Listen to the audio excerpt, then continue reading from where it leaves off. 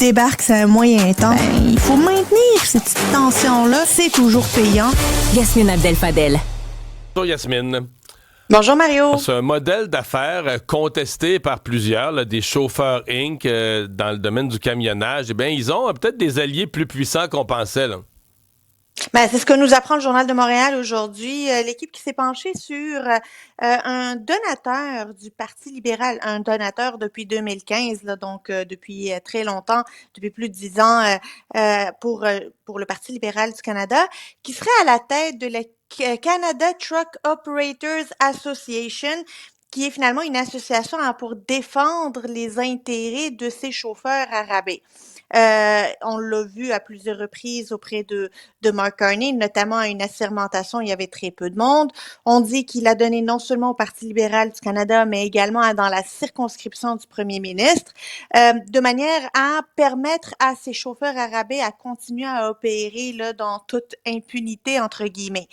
J'aurais envie de dire que c'est pas un très bon lobbyiste, Mario, là, parce que le 30 octobre dernier, François-Philippe Champagne a annoncé la levée du moratoire là, qui visait à finalement ne pas imposer de pénalité à ceux qui ne remplissaient pas le fameux feuillet là, du nombre, finalement, combien ils coûtent ces chauffeurs à rabais aux différents entrepreneurs, puis continuer à les considérer comme des travailleurs temporaires, parce que cet échappatoire-là fiscal, c'est celle qui a créé finalement une ouverture, là, une brèche qui a permis le développement, le rayonnement, et on a vu beaucoup plus de chauffeurs Inc. sur nos routes, notamment ici au Québec. Et rien que pour se battre contre cet échappatoire-là, pour s'assurer de la conformité là, de toutes ces entreprises-là, le gouvernement fédéral a même investi 77 millions de dollars sur 4 ans. Là, on parle de 19,2 millions par année pour les 4 prochaines années auprès de l'Agence du revenu du Canada, rien que pour s'assurer qu'à partir de maintenant, là, on va le respecter les règles fiscales, puis qu'on va mettre fin à cet échappatoire-là fiscal. C'est sûr qu'on peut se demander, au-delà de la question fiscale, qu'en est-il de l'immigration qui est la manne là, de ces travailleurs, de ces entrepreneurs qui veulent embaucher des travailleurs temporaires, qui veulent embaucher des étudiants étrangers pour les mettre au volant, puis ils deviennent littéralement un danger public. C'est peut-être là-dessus qu'il va falloir surveiller quelles sont les actions qui sont faites, mais j'étais bien surprise de savoir que non seulement ils sont pas enregistrés, mais qu'ils sont très proches du pouvoir à Ottawa. Bernard Drainville, évidemment, qui est un ministre de la CAQ, c'est la position officielle de la CAQ. Évidemment, on veut pas de référendum, on veut pas de la souveraineté. Mais il l'a redit hier, pis c'est drôle, ça fait comme la nouvelle, parce qu'évidemment, il est passé par le Parti québécois, il était à ce moment-là un ministre très souverainiste. Très souverainiste, on appelait ça un caribou, là. C'est du monde bien pressé là, pour faire la souveraineté. Et hier, il était avec notre collègue Paul Larocque au bilan et la question lui a été posée. On n'a jamais autant parlé de souveraineté que maintenant. On va écouter ce qu'il va répondre. Vous étiez un fervent indépendantiste. L'êtes-vous encore?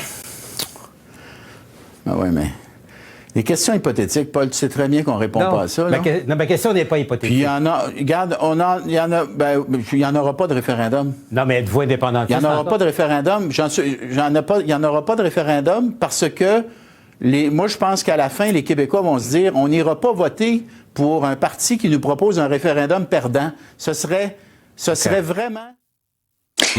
Référent. Il veut pas dire qu'il n'est plus un indépendantiste, mais plus tard dans l'entrevue, il a même dit que lui, il travaille au sein du Canada pour faire avancer le Québec. Je m'attendais pas vraiment à entendre ça de la bouche de Bernard Drainville. Là. Pour être bien honnête, là, je me disais pas que le mot Canada allait sortir dans la bouche de Bernard Drainville, mais il a avancé des arguments qui sont assez intéressants en disant, tu sais, lui, dans son comté à Lévis, il y a le chantier de maritime, la Davie. Il dit, pensez-vous que le fédéral va nous donner des contrats à Davie s'il pense qu'on va se séparer? C'est un bon argument. Il a ramené ça à sa circonscription. Mais un Bernard Drainville qui devient capitaine Canada, hier, je m'attendais pas à voir ça, Mario. Je sais pas pour toi. Non. Ben, est-ce qu'il devient capitaine Canada? Mais en fait, là où, en tout cas, à première vue, là où il se trompe, là, c'est quand il dit les gens voteront pas pour un parti qui va... Ça se peut là, qu'à minuit moins une, les Québécois décrochent du PQ, mais si le PQ fait pas d'autres erreurs ou d'autres gaffes, moi, ce que j'entends les gens dire, puis c'est un peu... Je l'entends, puis ça m'inquiète. J'ai l'impression que les gens n'ont pas réfléchi à tout, là, mais les gens, ils disent... Ben, ils disent mot à mot ce qu'ils disaient en 1976 de René Lévesque. Là. On va voter pour lui parce qu'on le veut, puis là, on veut un changement de gouvernement. Puis après ça, il dira non à son référendum. Les gens disent ça comme ça. Bon, c'est un raisonnement étonnant, mais l'électeur, des fois, lui, il magasine, il voit pas toutes les conséquences politiques ou à long terme de ses choix. Mais pour l'instant, moi, c'est ce que j'entends. Là. C'est comme on va lui donner le pouvoir, puis on votera non à son référendum. Mais là, je veux faire de la politique fiction. Là. Oui. Moi, je regardais ça et je me disais, est-ce que Bernard Drinville est en train de préparer l'après-François Legault? Au moment où François Legault décidera de partir, parce que c'est sûr qu'il y en a des fédéralistes à la Coalition Avenir Québec. Il y en a beaucoup de fédéralistes à la Coalition Avenir Québec. Et de dire qu'on va rejoindre l'autobus du oui là au prochain référendum, ben disons que ça nuit à une potentielle hypothétique, comme dirait Bernard Drinville, course au leadership pour diriger la CAQ. Alors, est-ce que c'est des pions qui sont en train d'être installés pour dire non, moi, j'y crois plus le référendum. Non, croyez-moi sur parole. Moi, je suis plus de cette gang-là. Question de ne pas se nuire à une ère qui va arriver plus tôt que tard, l'après-Legault. Mais même, mettons, dans un après-Legault qui arriverait plus vite, moi, je pense que Bernard Drinville n'en sera pas. Mais je peux me tromper complètement, là. Moi, je pense qu'il en serait pas. Mais des fois, on évalue mal. Peut-être qu'il y sera pas, mais pourquoi dire non maintenant? Peut-être qu'éventuellement, il va s'ériger en sauveur de la CAQ. On ne sait jamais. Bernard Drinville, après l'environnement, le Québec. Yasmine, merci. À demain.